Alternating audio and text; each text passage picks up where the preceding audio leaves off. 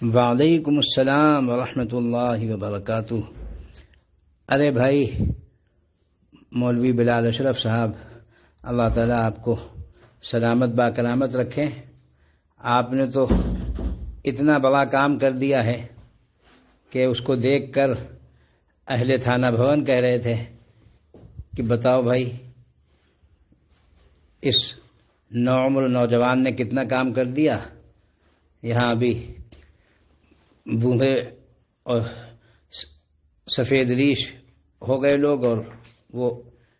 اتنا بڑا کتب خانہ نہیں تیار کر سکے، تو اس لیے اس کی جتنی تعریف و تحسین کی جائے وہ کم ہے۔ حضرت مولانا حافظ فضل الرحیم صاحب مدظ اللہ کا بھی اعتراف و تحسین اور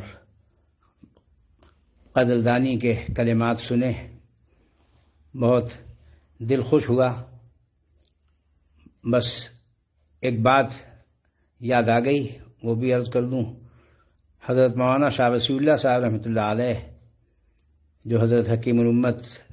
مجدد الملت محیی سنت ظاہرہ والباطنہ حضرت مولانا تھانوی نور اللہ مرقدہ کے فکر و عمل کے خاص ترجمان اور شارح تھے، جن کی کتابوں کو دیکھ کر حضرت مولانا سلیم اللہ خان صاحب نے قرض فرمایا تھا کہ ان کی ہر کتاب مجھے ہر قیمت پر آپ فراہم کر دیا کریں، اور ان کی کتابیں تو ماشاءاللہ البیلی ہیں، اور بڑی خوب ترجمانی و تشریح کی ہے انہوں نے حضرت حکیم امت کی۔ تو ان کو حضرت مولانا عبدالباری صاحب ندوی رحمۃ اللہ علیہ نے، جو اولاً حضرت مدنی رحمۃ اللہ علیہ کے مرید تھے اور آخراً حضرت مدنی کی تحریک اور ان کے ایما پر حضرت تھانوی سے تعلق قائم کیا تھا، پھر حضرت کے وہ باقاعدہ زیر اصلاح و تربیت رہے اور پھر حضرت کے مجاز بیعت ہوئے، تو انہوں نے حضرت کی چیزوں کا عطر کشید کیا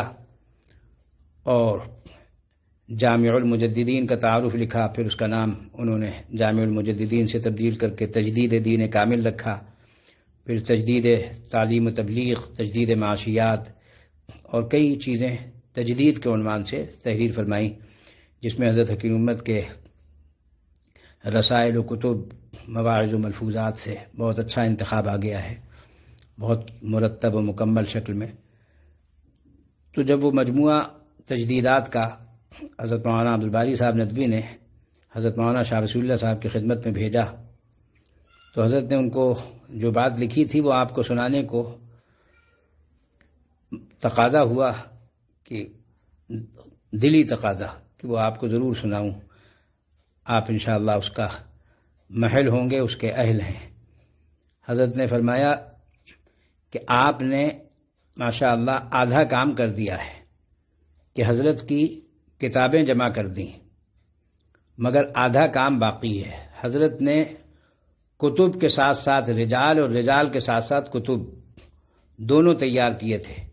چونکہ محض کتابیں لکھ کر چھوڑ دانا یہ تو دیمک کی غذا ہے، اور وہ چیز اس وقت تک باقی نہیں رہتی جب تک کہ اس کے اہل اور اس کے حاملین جو اس کو دل و دماغ میں بسائے ہوئے ہوں، اور بالکل وہ چیز، وہ علم، وہ فکر، وہ نظر، وہ خیالات دل و دماغ میں رچ بس نہ جائیں، اس وقت تک اس کے حامل آئندہ باقی نہیں رہتے۔ تو وہ محض لائبریری کی حد تک نہ ہو، بلکہ دل و دماغ میں،